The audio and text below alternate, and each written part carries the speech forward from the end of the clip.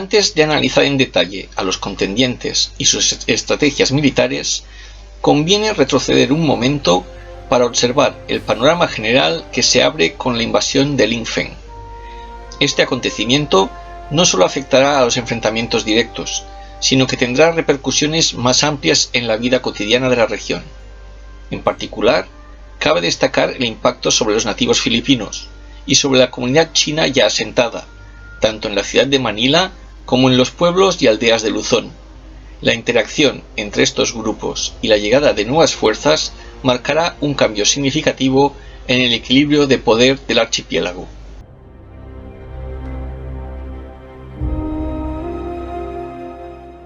Los nativos filipinos, en particular sus rajás o líderes locales, habían aceptado la dominación castellana siempre que se mantuviera su propio estatus y privilegios.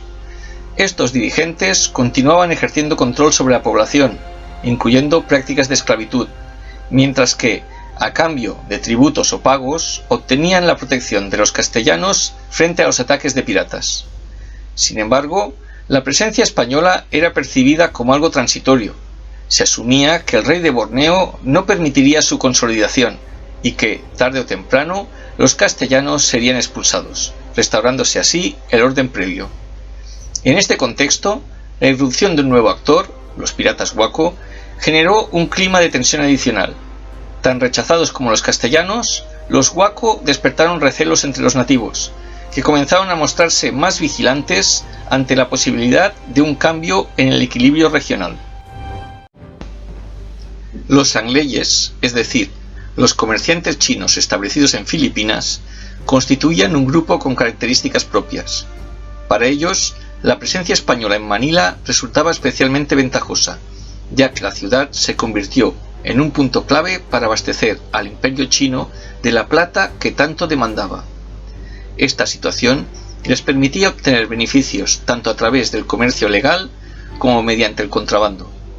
La mayoría de estos mercaderes procedía de la provincia de Fujian, una región con larga tradición en actividades marítimas, donde no era extraño que algunos hubieran participado en actos de piratería o comercio ilícito. En los primeros momentos de la ocupación, un comerciante llamado San Lei se alineó con los españoles, ofreciéndoles información y consejos sobre los piratas Waco. Su papel parece haber sido el de portavoz de los mercaderes chinos, facilitando la comunicación entre ambas comunidades. La relación entre San Lei y Linh Feng era cercana, o al menos existía un conocimiento mutuo, como sugiere una carta enviada por Linh Feng al propio San Lei, recogida por cronistas españoles y que dice así: Viéndome fuera de mi tierra, me huelgo de ver gente de allá, y me ha pesado mucho de no saber de ti. No es el único en querer sacar provecho. Cuando Luarca, el cronista español, habla de los guías que acompañan a Limajón, dice esto: que eran sus guías 3 chinos que ahora viven en Manila y son cristianos.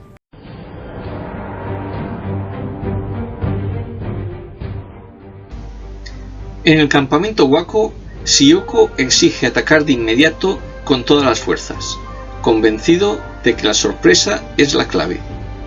Pero Linh Feng, más prudente, ordena 3 días de descanso para que la tropa recupere aliento tras la dura travesía marítima.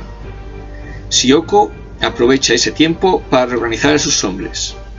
Selecciona entre 800 y 900 de los más aguerridos y disuelve su unidad de élite para repartirla entre ellos, buscando elevar tanto la moral como la disciplina.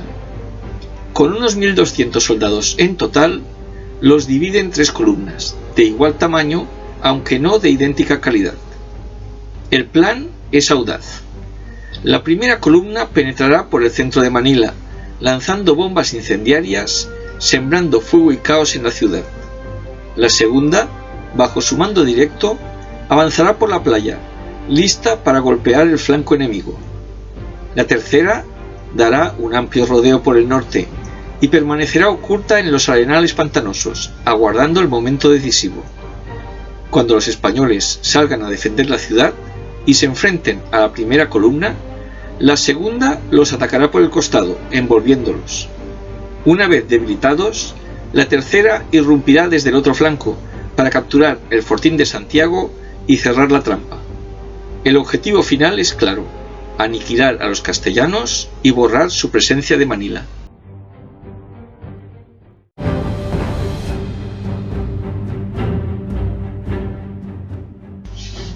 Los castellanos no tienen las cosas claras.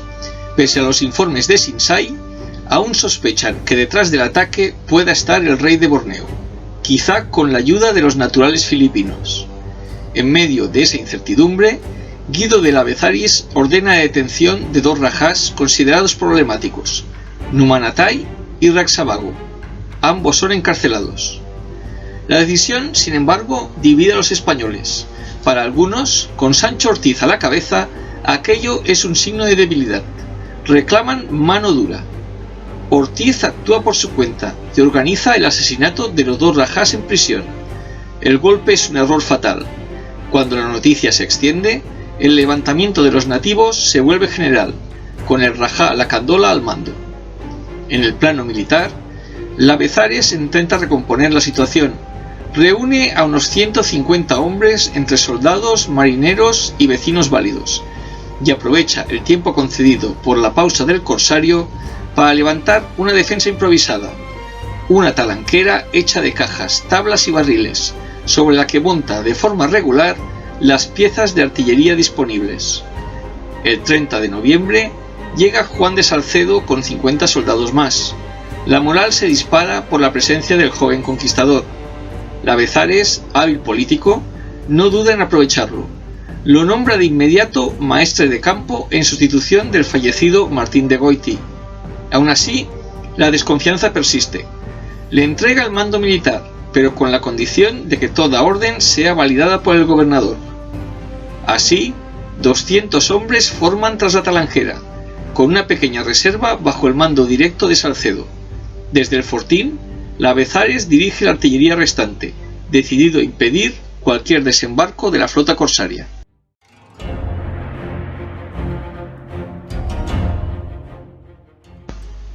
La mañana del 2 de diciembre, la flota de Ling Feng se pone en movimiento e inicia el desembarco de los grupos de ataque. Salcedo, al ver la maniobra, propone reunir 50 arcabuceros y sorprenderlos en la playa, pero la Bezaris, siempre más prudente, anula la orden y mantiene las posiciones defensivas tras la talanquera. Sioko organiza sus columnas según el plan trazado. Los incendios se multiplican en Manila, pero para su sorpresa, los castellanos no salen al encuentro, permanecen tras la empalizada y abren fuego con su artillería. Ante esta resistencia inesperada, Sioko ordena que ambas columnas en la ciudad asalten la talanquera. El choque es brutal. La artillería y los arcabuces españoles detienen el avance, pero en el sector sur la línea es tan débil que varios grupos de Guaco logran superar la empalizada. En ese momento, el sargento Ortiz reúne un puñado de hombres y carga. Escala las cajas y barriles con su alabarda, abate a un par de enemigos y empuja a otros de vuelta, pero pronto se ve rodeado. En la confusión, sus propios arcabuceros disparan contra la masa de atacantes, y una bala alcanza la espalda de Ortiz, derribándolo mortalmente. La línea castellana vacila, pero el sacrificio del sargento ha ganado el tiempo suficiente para que Salcedo acuda con la reserva. La defensa se recompone y los guacos son rechazados, obligados a retirarse de esa zona. La victoria parcial, sin embargo, tiene un precio. Otro de los comandantes españoles, Francisco de León, cae en el combate. Tras el fracaso inicial, varios suboficiales guaco suplican a Sioko que suspenda el ataque. El caudillo, al escuchar lo que interpreta como cobardía, estalla en cólera y los envía de vuelta al combate. No piensa tolerar dudas ni vacilaciones. Decidido a cumplir su palabra, Sioko reúne a sus hombres más cercanos y lanza el asalto final. Con su guardia personal se abalanza sobre la talanquera, escalando cajas y barriles.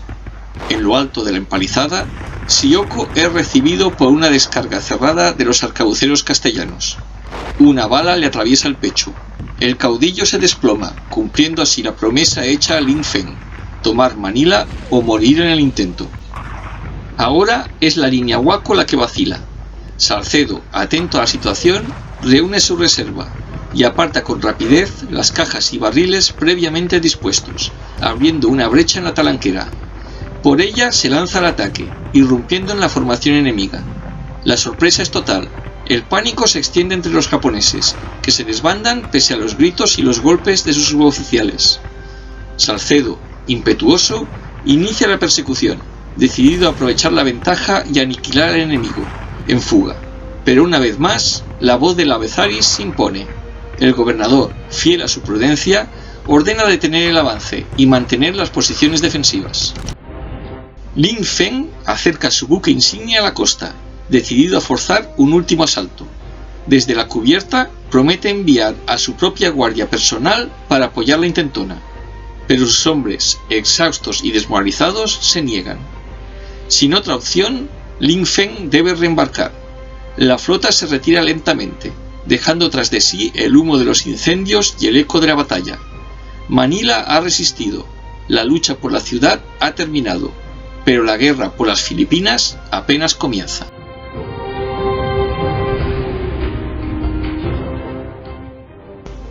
Tras la derrota, Lin Feng embarcó a sus tropas, incluida la tercera columna, que al no haber recibido órdenes de Sioko, jamás entró en combate.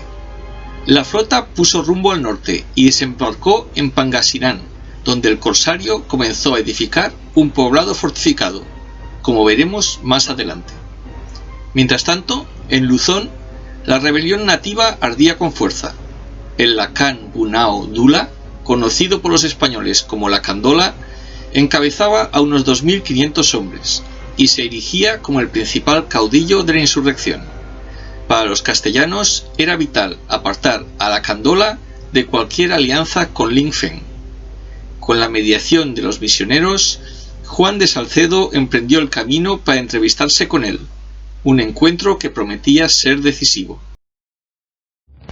Salcedo se presenta en la reunión solo y desarmado, un gesto audaz que contrasta con la entrada de Lacandola, acompañado por una escolta de 10 guerreros armados. Sin vacilar, el castellano arremete contra ellos, los empuja, arranca lanzas y arcos de sus manos, imponiéndose con una mezcla de valor y temeridad que deja al caudillo indígena entre la sorpresa y la admiración. La tensión se disipa, ambos se retiran a negociar en solitario. Allí Salcedo revela otra faceta, la del diplomático hábil, capaz de templar su ímpetu y hablar con calma y astucia. Lacandola tampoco es ingenuo, sabe que Lin Feng ha sido derrotado y que es mejor negociar desde una posición de fuerza. El pacto les sella una alianza con los castellanos a cambio de concesiones comerciales y el respeto a sus esclavos y posesiones. Con la alianza sellada, la rebelión indígena se va apagando, aunque aún quedan rescoldos que arden en distintos rincones de Luzón. No será hasta marzo de 1575 cuando los castellanos puedan volver a centrar su atención en el corsario Lin Feng.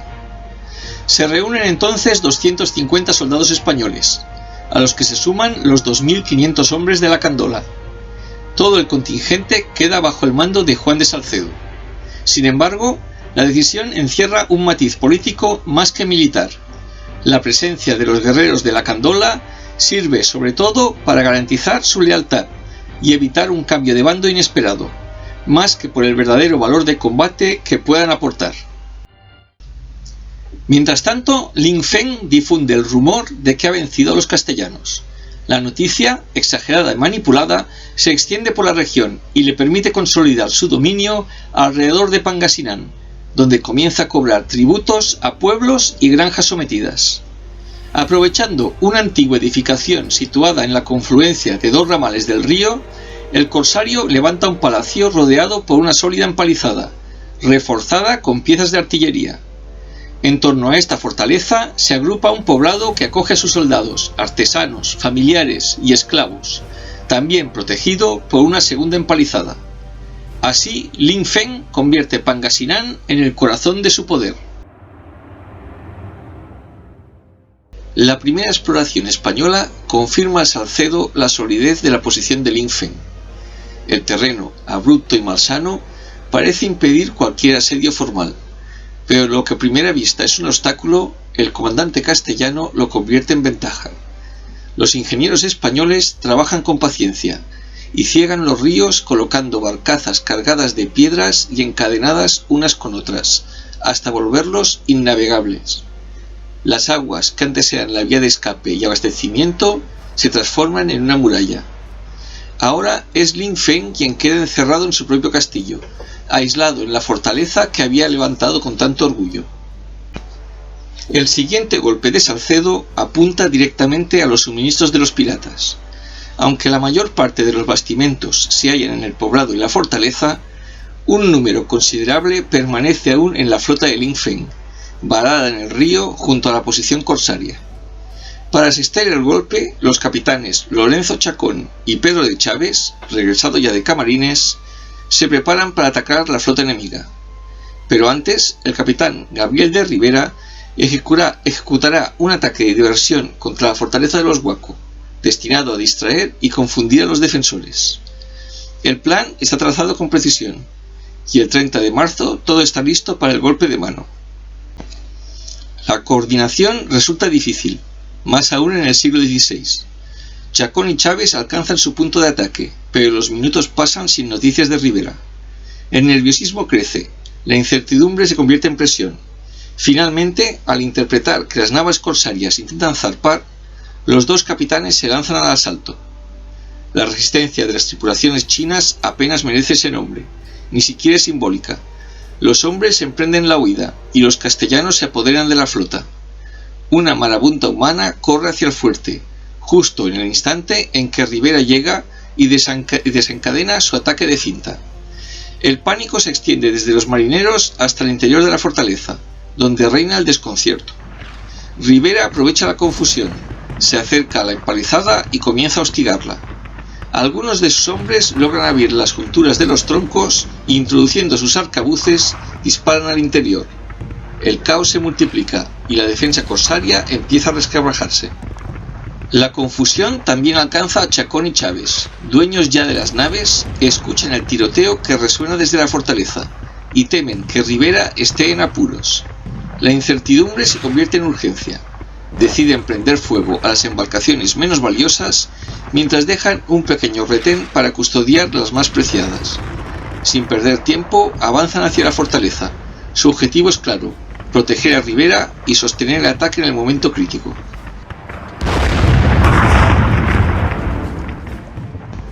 Los castellanos continúan presionando, abriendo agujeros en la empalizada exterior. Poco a poco empiezan a introducirse, pero pierden toda cohesión. La irrupción en el poblado desata un caos absoluto. Los no combatientes chinos y las mujeres corren en todas direcciones, y los españoles, en lugar de mantener la disciplina, se lanzan a un saqueo descontrolado. Las casas arden y muchos arrastran a mujeres para convertirlas en esclavas. En el fuerte Guaco, la confusión inicial se transforma en calma organizada. Los defensores recuperan el pulso y comienzan a batir a la hueste castellana con fuego de arcabuces y artillería. Poco después, 200 hombres de la guardia personal de Linfen salen en tromba y se lanzan sobre los invasores. La falta de mando y disciplina convierte la escena en una carnicería. Muchos castellanos son masacrados y el resto huye desordenadamente hacia la selva. El desastre no es aún mayor porque la propia desorganización de los Guaco les impide lanzarse en una persecución eficaz. Recobrados en la selva, los castellanos se reagrupan entre el miedo y la vergüenza por la reacción que esperan de Salcedo. Con renovada determinación se lanzan contra la puerta principal del poblado, que abaten a golpes y hachazos. La empalizada cede y los hombres irrumpen de nuevo en el interior. Allí se enfrentan a los escuadrones de Linfen, a los que baten con furia y obligan a retroceder hacia el castillo. Sin embargo, la superioridad numérica de los chinos y el fuego constante desde la fortaleza empiezan a pasar factura. La presión se vuelve insoportable y los castellanos deben retirarse, protegidos por la firme resistencia de los hombres de Chacón, que cubren la retirada con entera disciplina. Salcedo se toma el combate con filosofía. La pólvora escasea y organizar nuevos asaltos sería un riesgo inútil. Mejor dejar que el corsario empiece a sentir el peso de sus problemas, el hambre y la falta de suministros. Así comienza un asedio prolongado, marcado por continuas escaramuzas entre Guaco y españoles. El choque es irregular, con la suerte del combate saltando de unos a otros, y todos sorprendiéndose con rápidas incursiones que desgastan la moral enemiga. El tiempo se convierte en el verdadero campo de batalla.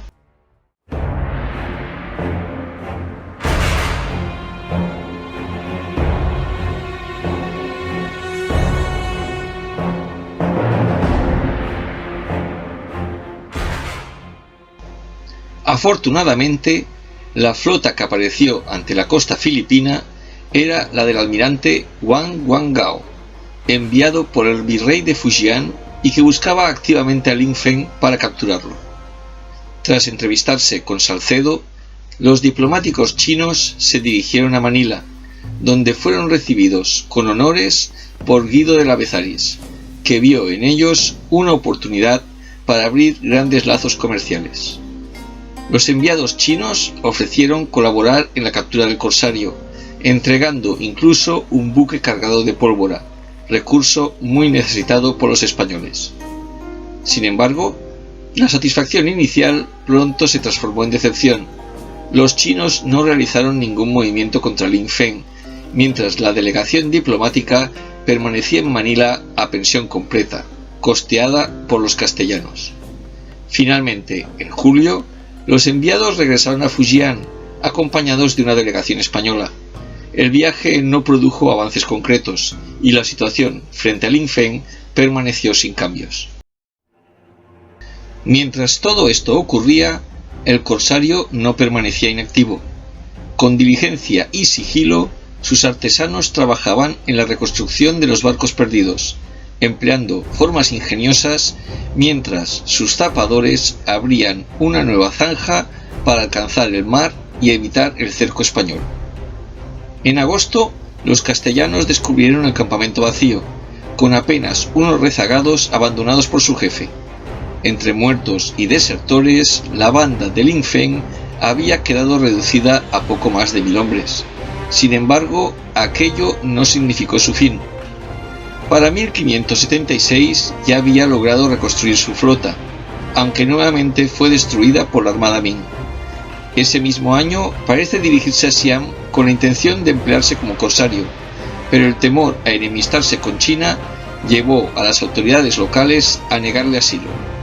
Lin Feng continuó activo hasta 1590, apareciendo en distintos lugares con mayor o menor fortuna, pero siempre logrando esquivar a la justicia. Con esto se puso fin a la presencia de los Guaco en Filipinas. Sin embargo, la historia aún guarda un último episodio.